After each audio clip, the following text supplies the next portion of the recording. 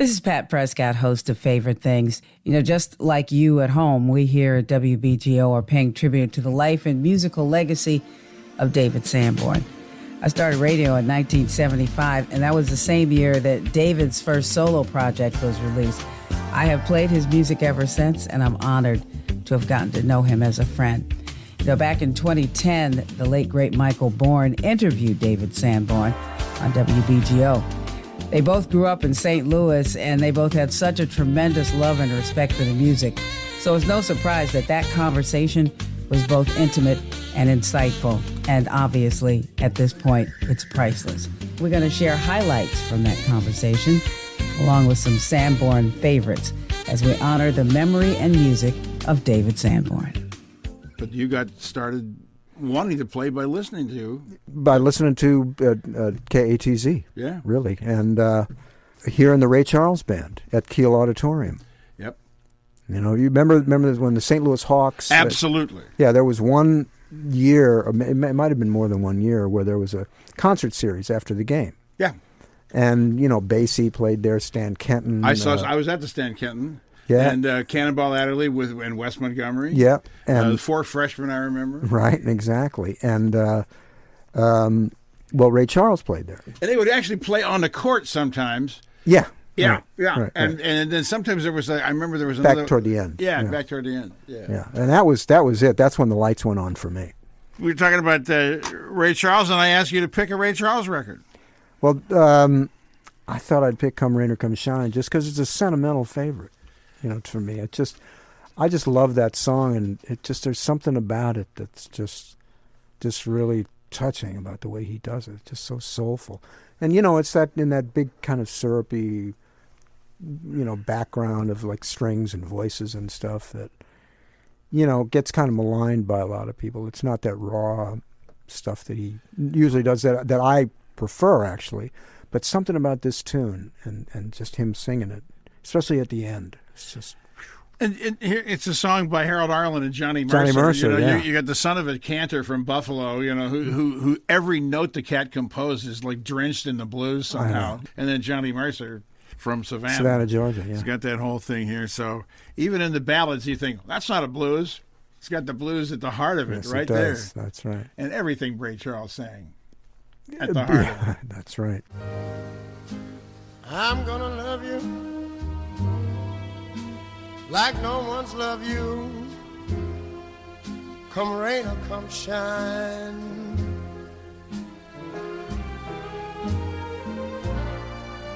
High as a mountain, deep as a river, come rain or come shine. Yeah. It's all in those little moments. Yeah, it's he just tells the story of the song.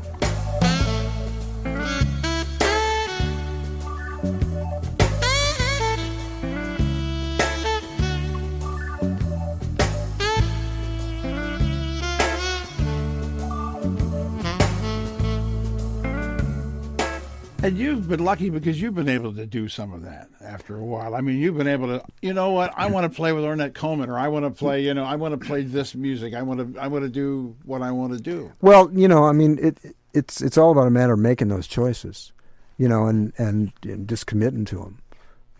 When I was working as a sideman, because that's mostly how I made my living, in the 60s and the 70s, was being on the road as a sideman for people. And at some point I said, I got to, if I'm going to do stuff on my own, I got to make the commitment and I got to cut this other stuff loose. And, so you just kind of, you do that, and you don't try to see, well, what's the logical thing to do. It's like becoming a musician in the first place. It's not a really sensible, choice of careers. If you're looking for common sense, I mean, you do it because you love it, and it's almost like there's nothing else you can do but that. But, you know, in a way, though, I mean, not to be too dramatic about it, but becoming a musician is what saved your life as a kid. Yeah, in more than, you know, in almost a literal way. Yeah, exactly. Because I was, you know, I had polio when I was a kid. I was in an iron lung for almost a year and paralyzed from the neck down for almost a year after that. So from 3 to 5. So it was like, you know, whoa. And then I'd always had physical problems my whole life. And when I was 11, the doctors recommended that I play a wind instrument for therapy to kind of build up my lungs. And this was right about the time I was hearing saxophones everywhere, you know, Honky Tonk and Ray Charles and, you know, whatever. And I said, that's what I want to do. When I saw that concert at Kiel Auditorium, you know, that was, if there was a moment, you know, epiphany, that was certainly it. And, you know, in a way, it saved me. You know, it certainly, you know, helped my breathing and just physically gave me a focus for, you know, coordination and some of the things that were difficult for me as, you know, having gone through what I went through. And it also gave me, you know, a vision about what I wanted to do in my life, you know. It's like the whole notion that rehab is hard work, but then when your passion becomes rehab, that's what I gets never you through thought it. about it. I never thought about it that way, but you know, that's really kind of, in very real sense, true. I mean, I know it now that I'm older because it's getting harder. Yeah. You know, and I realize that, you know, that's why I have eliminated all the things that have gotten in the way of that. You know, my vices. You know, like drinking and drugs and all that stuff, you know, fell by the wayside because it really became a matter of, well, do you want to play music or you want to screw around? You want to do this other stuff? And, you know, to be really frank about it, there was a few moments when I said, well, I don't know, I'm not really sure. But then it was like, you know what, come on, just get over yourself here for a minute. And, you know, and so because it's such a physical thing for me, for everybody really, it's like I have to almost think of myself as like having the I'm not an athlete, but having that same kind of mentality about the approach to what I do. It's like I have to discipline myself, and for me, it's not easy just because I have problems with my left hand and stuff like that. So I can't screw around with that. I got to do whatever it is that I got to do to keep myself in as good a shape as I can, just to be able to maintain. Forget about trying to get, you know, better. I'm just, you know, working just to maintain. And, you know, for better for worse, whatever level I play at is about as good as I can play. You know, I shouldn't admit that, but you know, it's true.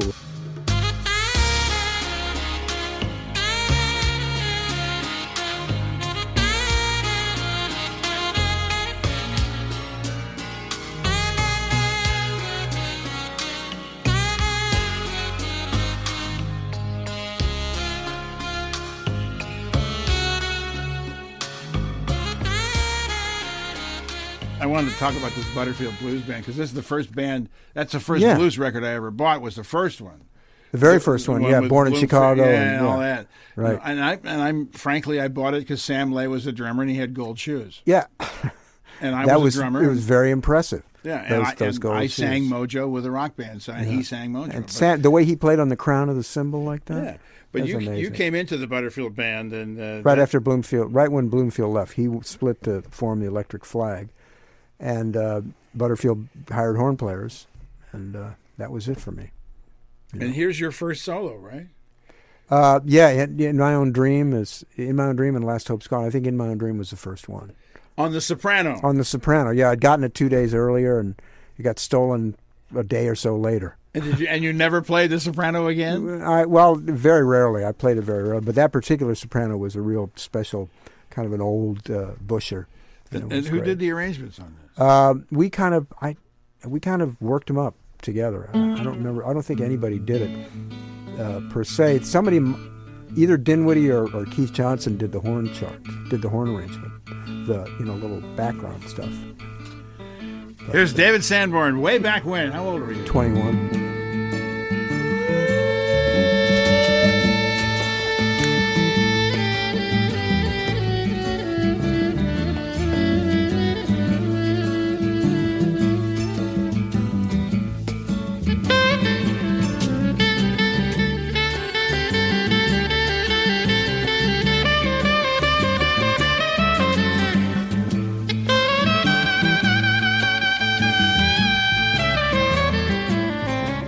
Butterfield.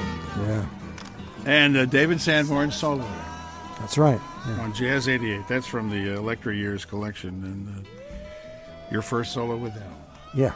Was that your first solo ever? Or did I ask you that? You know, I might have played on the record before that, but I don't remember. That's the first one I remember playing. You know, Come a long way, kiddo. When you've enjoyed, success like you have, you've made very popular records, and you get an audience. Do they come expecting things? Does that drive you nuts? Because I remember what you did, that Ornette Coleman project and the Knitting Factory, this is years ago.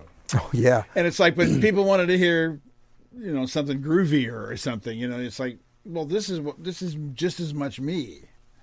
yeah. I guess it is. I got in. Just going back to when I started out, I got into being a musician because I loved the music and I loved where it took me, and it wasn't a career choice. Do you know what I mean? It wasn't that wasn't the psychology of it. It was, I do this music, and that includes the pop music too. I did it because that's what I wanted to do at that time. Yeah. So I'll take full responsibility for everything I've done. Right. Because that's what I meant at the time. Right. And I have all kinds of reasons. I can explain to you why I did this or that at any particular time. And but at the end of the day, I tried to be as honest with myself as I could about how I felt about music at that moment in my life. If there was one time that I did something that was conscious, in terms of like change in direction, I was in the middle of doing a record, a more popish record called Close Up. And I was in the middle of that record saying, I gotta go someplace else now. I don't want to do this thing anymore. And the next record I made was a record called Another Hand. Right.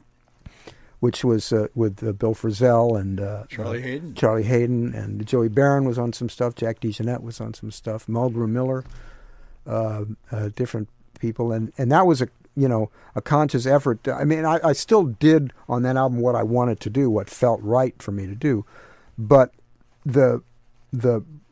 what preceded that, what was the decision in doing that, was like, I need to. All of a sudden, I became aware that I was going in a direction that I didn't want to go in anymore. It didn't feel very authentic to me. And I just made a conscious change.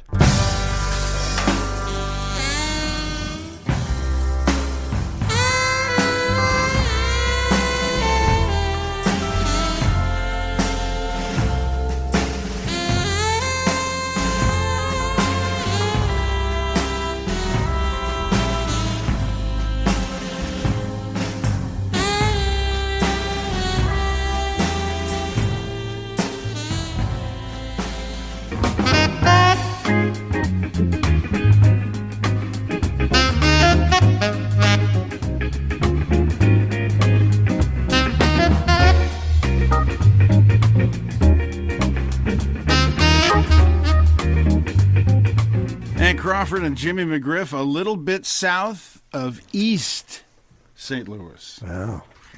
In all those years we were there, I don't think I ever went across the river. You never went to East St. Louis? No, I used to listen to Leo's Blue Note Club on the I played show. there, yeah. Yeah. I used to listen to Spider used to broadcast. That his broadcast booth was actually a utility closet. That it was behind the bar, and they cut out through the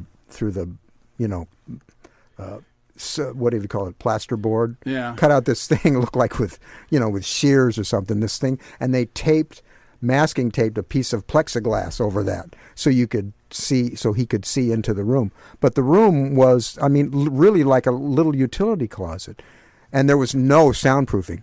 So you could, Don James was the organ player, and you hear this boom, boom, boom, boom, boom, boom.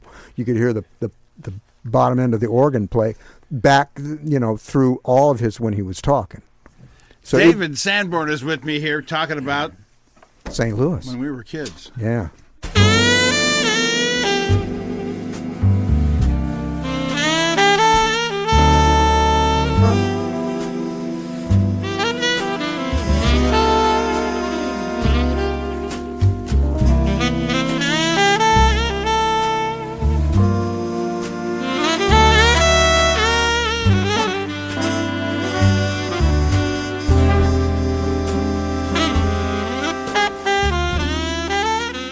And you have a grandchild or children? I have a grandchild now. Yeah. That which is what I wrote that second song for. Yeah. Only Everything. I mean, it's like, well, what does she mean to you? Well, only everything. Yeah, and Genevieve, right? Yeah. Okay, Genevieve. That's Or very Genevieve? How continental of you, Michael. Well, yeah, in St. Louis, Yeah. it's Genevieve. Yeah, that's right. My cousin's Genevieve. Yeah, Jenny. Yeah. Genevieve. Yeah, exactly. Okay, and yeah, you and I have been hanging around the world too much. Man. Yeah, exactly. But there's got to be a moment when you look at her and you think, good. Alfie, that's what it's all about. Yeah, good. This is good. I lived. Yeah, I lived to see this. Yeah. And I get it now. It's like, that's why I'm here. Kind of just, here it goes. Just, it's on and on and on. Live to see it. Live to see her. Live to be inspired by her. Yes, that's exactly right. So here's the song. It's called Only Everything. And were you watching her playing or something? Or are you just thinking about it? I was just thinking about her. David Sanborn. It's the title track from the new album, Only Everything, here on WBGO.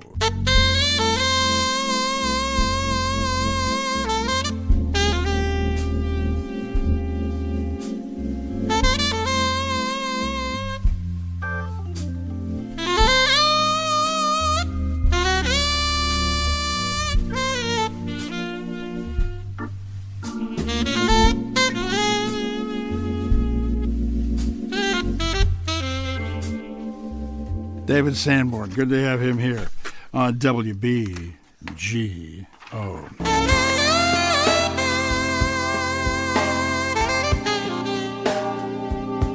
Thanks for joining us for this celebration of the life and music of our dear friend David Sanborn, with highlights from a 2010 interview with the late, great Michael Bourne, two national treasures. This is a priceless archive, and we're delighted to share it with you. This is 88.3 WBGO.